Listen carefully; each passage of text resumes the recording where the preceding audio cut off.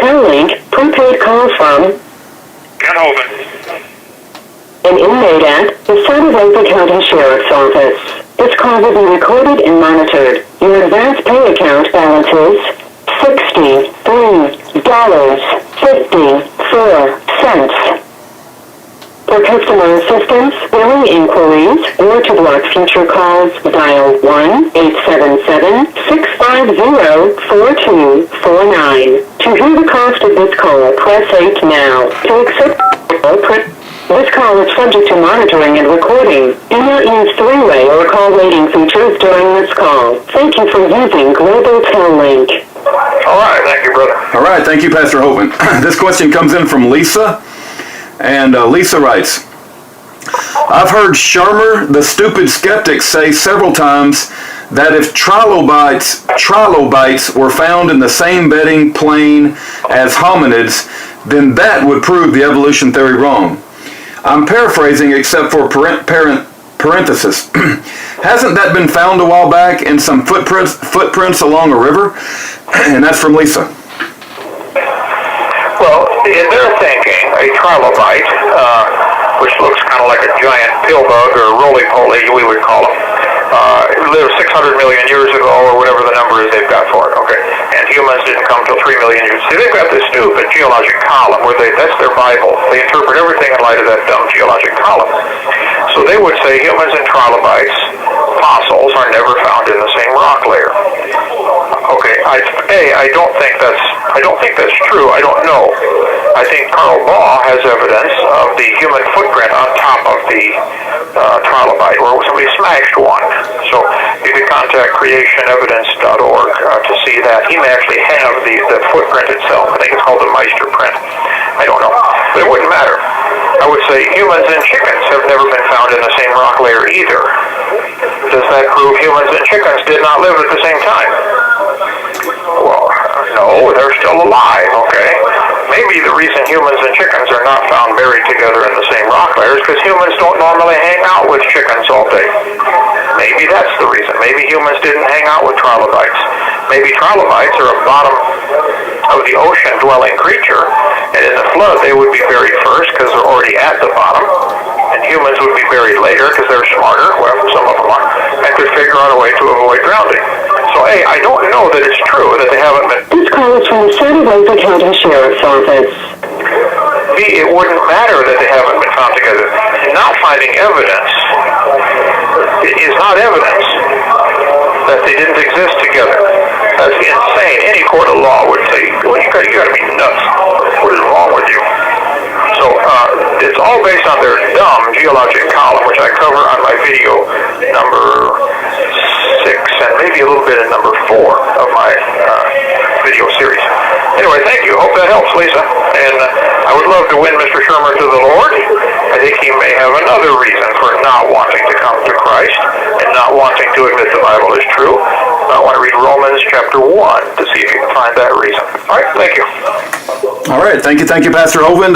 The next question, I think you've heard before, but I'm going to take full responsibility for the lost tapes of Ken Hovind, the 15-minute lost tapes. This is one of the questions that I asked, I think, during that 15-minute period, and I'll ask it again if you don't mind. It's from Davey, and Davey writes, Hello, Kent. Glad to hear the charges are dropped. The school systems lie daily to the kids who attend to them. When a school kid talks to a kid who doesn't attend public schools, they regurgitate what they have been taught and try to lead the others astray. When I showed them it was a lie, what they were discussing, it caused the school kid to run to school and call her teacher a liar. I can prove I'm right.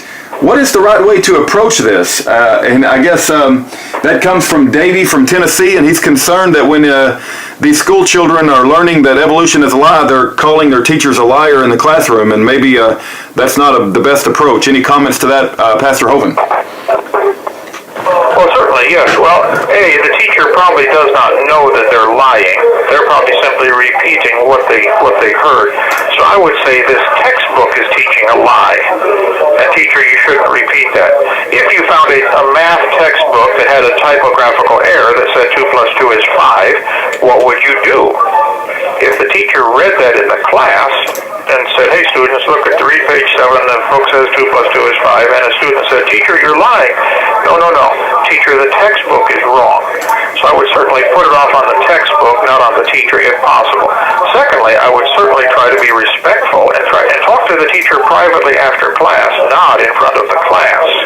Nobody likes to be corrected in front of anybody, especially a teacher in front of a class.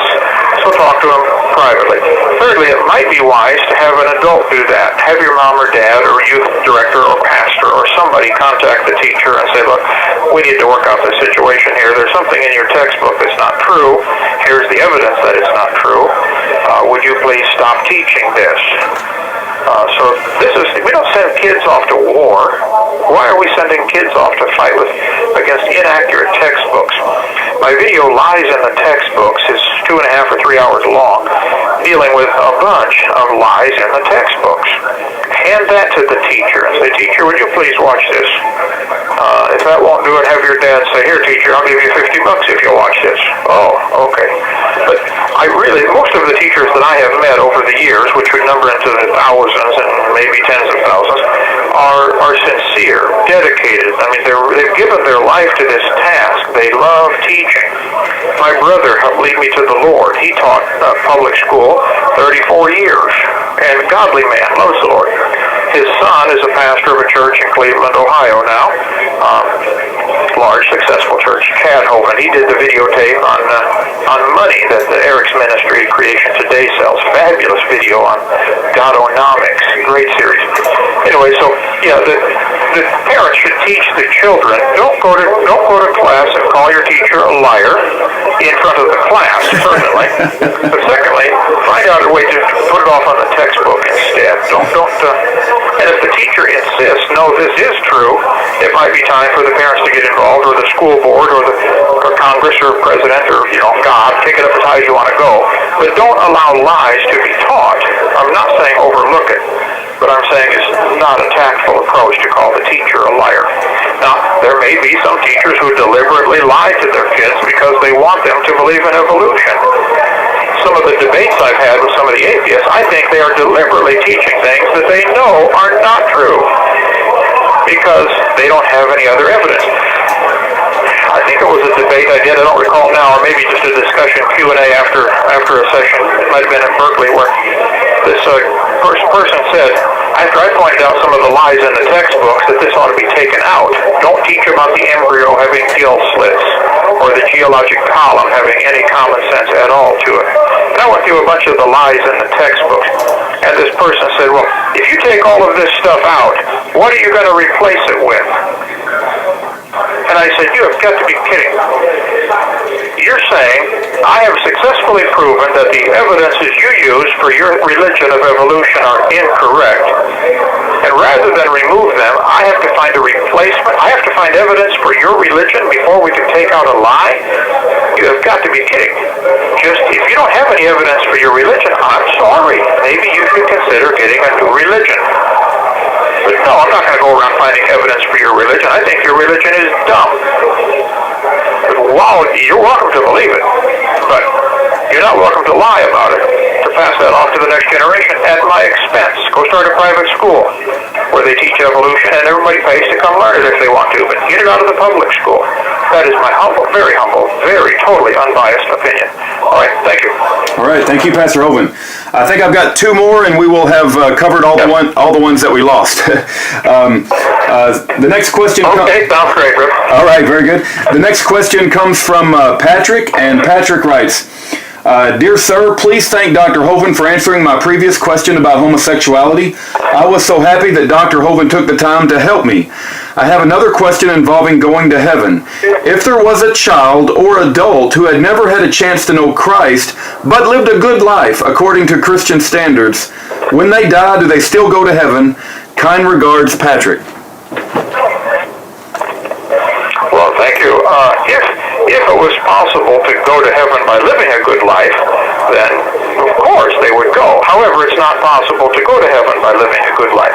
First of all, nobody lives a good life. Read Romans chapter 3, starting with about verse 10, all the way to the end. There is nobody good. Even what we as humans would consider good is not considered good by God's standards. So nobody lives a good life. Secondly, that's not how you go to heaven anyway. Being good won't do it. It's like hanging from a length of chain off the edge of a cliff. You only have to break one link to fall, and it can be any one of the links. Maybe they've never broken 99% of the links, but only one of them. They've only broken one law. And by man's standards, we would say, wow, that's a good person. Well, they're still going to fall. And God is going to judge every single sin. If you murdered one person, Patrick, and went to court and used the excuse, Judge, I only murdered one person. There are thousands of people I have known that I did not murder and did not even think of murdering. Would you please put my good against my bad? They would laugh at you. Okay, Patrick, we will not punish you for the good you've done. We will only punish you for the bad, and you would get punished accordingly. So there isn't anybody who's even a little child. Now, there may be a provision, as we've talked about before, as we see with the situation with David and Bathsheba when their baby died. The only verse I'm aware of that deals with the subject at all, David is talking about this baby that had died, and he said, I cannot bring him back to me, but I shall go to him. 1 Samuel, whatever it is, near the end of, I'd have to look it up anyway. So, you go to heaven because of what Jesus has done. It's because of his righteousness. So I think probably children are covered. There's a situation called the age of accountability, which is a man-made term, not found in the Bible, but I think it's... This call is from the Trilobites County Sheriff's Office. Up to a certain age, kids are simply not accountable for their sins. So, but I can't prove that. All I can do is share that one verse with you. But so, yes, nobody lives a good life, and that's not how you go to heaven anyway. So, hope that helps, Patrick. Thank you. All right, thank you, Pastor Hovind. The next, it's really somebody's asking you to comment on both President Obama, the so-called president, and Bill Nye. President Obama is reported about on May the 20th, which is about 5 days ago. It's written, those who deny global warming are putting at risk the United States and the military sworn to defend it. He told cadets at the U.S. Coast Guard Academy, failure to act would be dereliction of duty, their commander-in-chief said. And then Bill Nye is reported as coming out and saying that those who do not support the government-funded position of global warming, those people are unpatriotic and basically not patriotic to the United States of America. Any comments about the so-called President Obama's statements about global warming and being patriotic and a dereliction of duty, and Bill Nye's support of President Obama, so-called president? Well, it's sad when inmates run the institution, the mental institution, but that's exactly what we have a classic example of here. Both of those statements are insane. They're silly. They're wrong. Okay, they're stupid. Tell them I said so. Amen. If there is any global warming, if there is any, A, could it be that man is causing it? Could it be a natural cycle? B, could it be that our fixes to it are worse? Let's take a look at the economy. The economy is bad, so the government says here, let's collect $10 billion from everybody so that we can pay out $300 million to people on welfare so they can go spend it at the store so the store gets a $10,000 profit. Wow, we just boosted the economy by $10,000. You did? I think you just hurt the economy by billions of dollars. The government has no business being involved in this anyway. Show me any place in the Constitution where the federal government or the military has the authority to be involved in a war against global warming, even if it is true. Even if it's true, what business do they have fighting this war? It's not part of their job. And I don't think it is true as far as the global warming, and I think the business of spraying the sky with the chemtrails is making it much worse. Think about it. What does it cost? How much damage does it do to the environment to dig up all the iron or the aluminum ore, smelt it down, make aluminum, turn it into powder, or the aluminum oxides or whatever they're spraying? how much environmental damage is done to create this stuff, and then to load up the airplane with gasoline and this stuff and get up in the clouds and spray it all day. And you're going to You have 60 seconds remaining. you're going to reflect the sunlight over 0.0000001% of the Earth and think you saved the planet when you just did 1 trillion times more damage to the planet. Your solution is worse than the problem. Like you got a pimple on your finger, so you cut off the arm. This is dumb. Yeah, both of those statements those guys made are wrong and stupid. And I'll be quoted on that if you'd like. Amen. I got more, brother. Should I call? We do have enough. We do have more if you have the time. Yes, sir. Let me, there's two guys waiting for the phone. Let me call back in a half hour if it comes open again, okay? Okay, sounds good, Pastor Hovind. God bless you, sir. All right, thank you, bye. Bye-bye.